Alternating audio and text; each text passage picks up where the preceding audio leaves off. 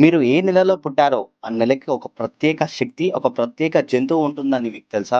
జనవరిలో పుట్టిన వారికి సింహం. వీరికి సహజంగానే నాయకత్వ లక్షణాలు ఉంటాయి. ధైర్యంగా, బలంగా ముందుకు నడిపిస్తారు. ఫిబ్రవరి వీరు సీతాకోకచిలక. అంటే వీరికి క్రియేటివిటీ చాలా ఎక్కువ. భావోద్వేగ మార్గం సులభంగా అంగీకరిస్తారు. మార్చ్‌లో పుట్టిన వారికి జింక. అంటే మృదువైన మనసు ఉంటుంది. ప్రశాంత స్వభావం. చాలా దయగల వ్యక్తులు వీరు. ఏప్రిల్‌లో పుట్టినవారు పులి. ధైర్యం, ఆత్మవిశ్వాసం ఎక్కువ. ఎలాంటి పరిస్థితుల్లోనైనా భయపడరు. మే ఏనుగు. ఓపిక, జ్ఞానం ఎక్కువ. జ్ఞాపక శక్తి కూడా చాలా బలంగా ఉంటుంది. జూన్ నక్క. చాలా స్మార్ట్ నిర్ణయాలు వేగంగా, తెలివిగా తీసుకుంటారు. చాలా తెలివిపరులు. జూలైలో పుట్టినవారు డాల్ఫిన్. వీరికి హృదయం చాలా మంచిది. ఇతరులకు సహాయం చేయడంలో ముందుంటారు. August eagle. అంటే వీరికి పెద్ద లక్ష్యాలు ఉంటాయి.